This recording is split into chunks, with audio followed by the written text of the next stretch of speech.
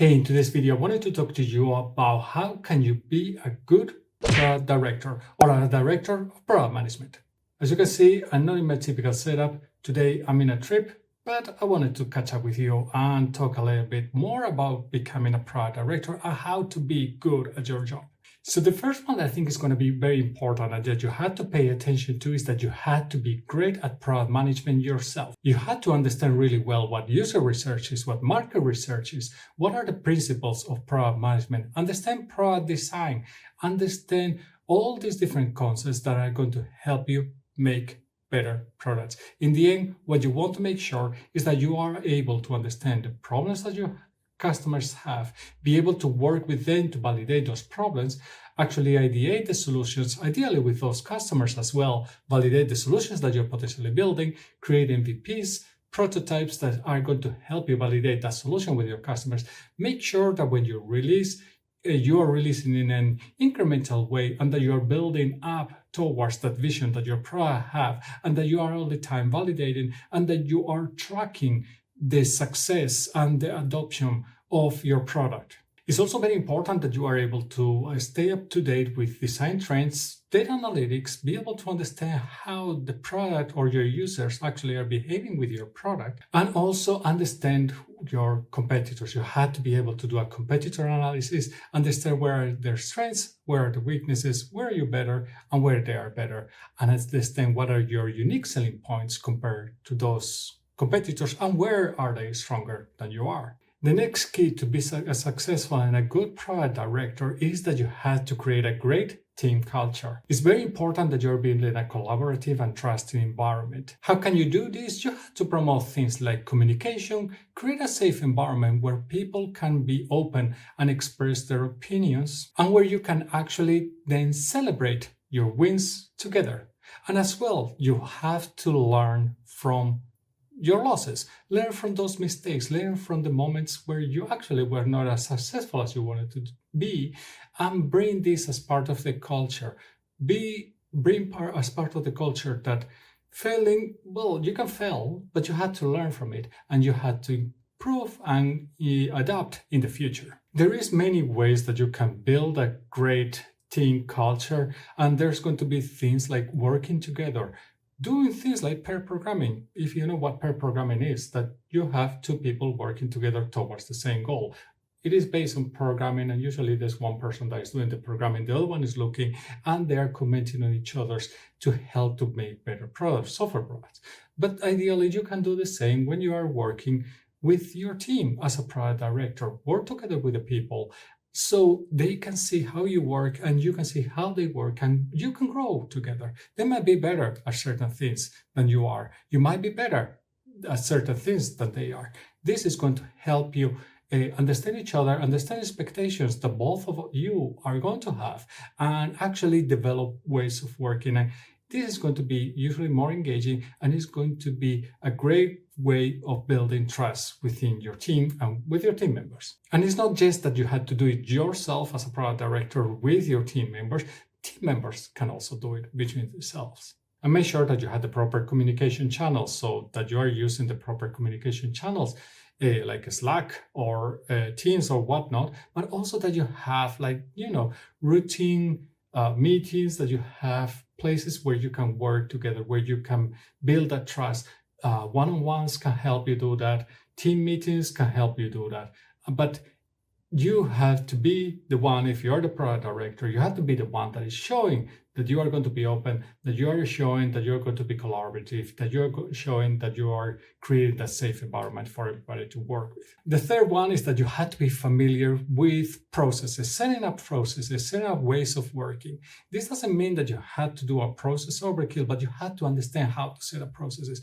Sometimes when you go into a company, there might not be great processes, and maybe you are the one that has to be there to actually build them. You might not have a Scrum Master, you might not have somebody, an Agile coach that can help you do this, or somebody that is an expert in product ops.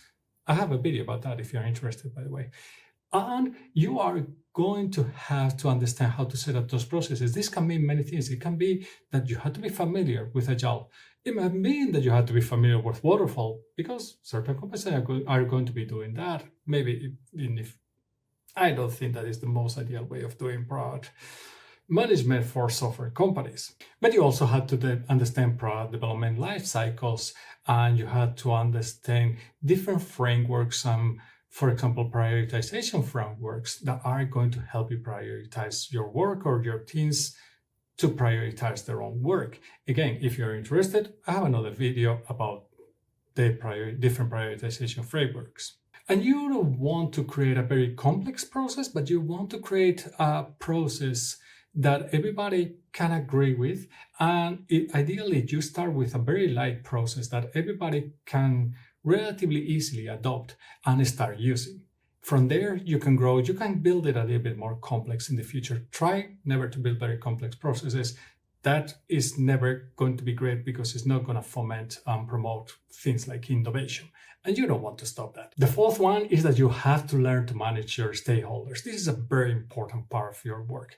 You, as a product director, are going to have to work with both internal stakeholders and also external stakeholders. Internal stakeholders can be the rest of the management team or executive team, depends on which company you work. There's going to be like the director of R&D or director of sales. Those are people that are going to belong to the same team that you belong, and you have to work with them. You have to understand what they need. You have to understand their expectations. In the end, they are somehow your customers. You have to understand their personas, what are their problems, how you're bringing them value, and also potentially the other way around. So you can build a communication channel, a set of processes that are going to make it easier for you to work together. You're also going to have external stakeholders. This can be sometimes resellers, partners, sometimes some big customer companies that are going to be like, key customers. And these are going to be stakeholders that you also have to work with. The relationship is obviously going to be different because they are not part of your company, and there's going to be different things that you have to take into account. For example, if you're a public company, you probably can't talk about everything that you would like to talk, or not that freely. You might have to have NDAs. You have to understand what are the processes to actually establish that relationship. And also, again, it's not going to be that different. Maybe from the process point of view, is that you have to understand these people, you have to understand their problems, their needs, establish what are going to be those channels of communication, those rhythms of communication. This is going to build trust. This is going to make a much more, let's say, reliable relationship between the two of you, and you are going to both benefit out of it. And as part of this, one of the most important things that you are going to have to do is that sometimes you might not have direct, let's say, problems with your stakeholders, but there might be team members, your team members and somebody else's team members that might have conflicts between each other. And you had to be able to lower those conflicts or solve those conflicts or address them. You have to understand what you had to do. You had to have a plan, discuss with your counterpart, see how you're going to solve it, see how you can make the situation at least a little bit better than it is at the moment. The fifth one is that experience will make a difference. Sometimes seniority, people take it as how long have you been doing your job? But if you have been doing your job for a long time, or if you have gone through the same kind of problems in the past, most likely you are going to have a better time when you are actually being a product director, because you have already seen problems like maybe teams not having great processes, maybe teams not being able to prioritize properly. When you have seen this in the past, when you have done it, when you have addressed it, you already had that experience. It's not your first rodeo. It's not the first time that you're facing this. When you have this kind of experience, it's always going to be an easier situation to be able to address it in the future. This is how you become a good product director. The same as you become a good product manager by understanding better the problems that your customers have. And the more times that you do it, the better you'll get at researching those problems, researching the user personas, and so on. The same way is going to be for a product director role. The more experience you have doing these different tasks or the different activities that you had to do as a product director, the better time you are going to have when you are being in that role. This is going to help you, for example, have better core skills, leadership, and potentially navigating product challenges. But don't get too caught up by your experience. Remember, things change.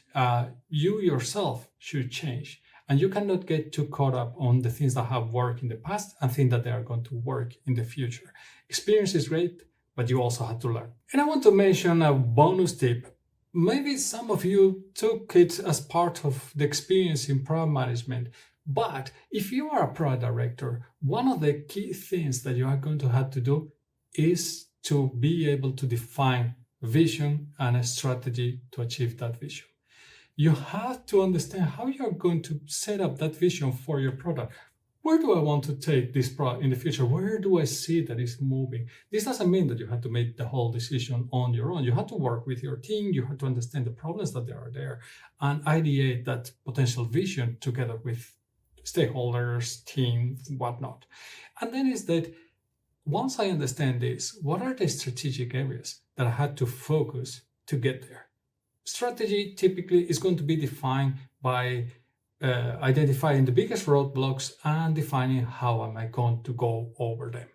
This is how you are going to be a great product leader. If you are showing this, you are not only showing that you are just a good team manager, but you also are bringing a vision and you are conveying it to the rest of your team, to the rest of the organization.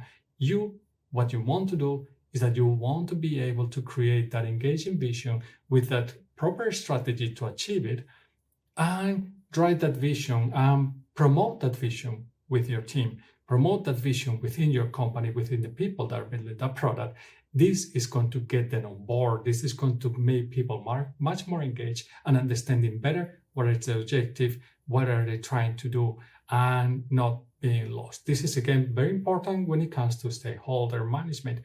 If you bring clear vision, those people that are your stakeholders, your engineering team that is going to be working, developing that product, is going to have a much better understanding why we are trying to do this, what is the goal, and what are the key points that we had to go over. So these are some of the most important aspects in my point of view to be a good product director. But which one are yours? Please comment below and let us know. If you enjoyed this video and you want to learn more about how to become a product director, go check out this video. I will see you in the next one, and remember, stay safe.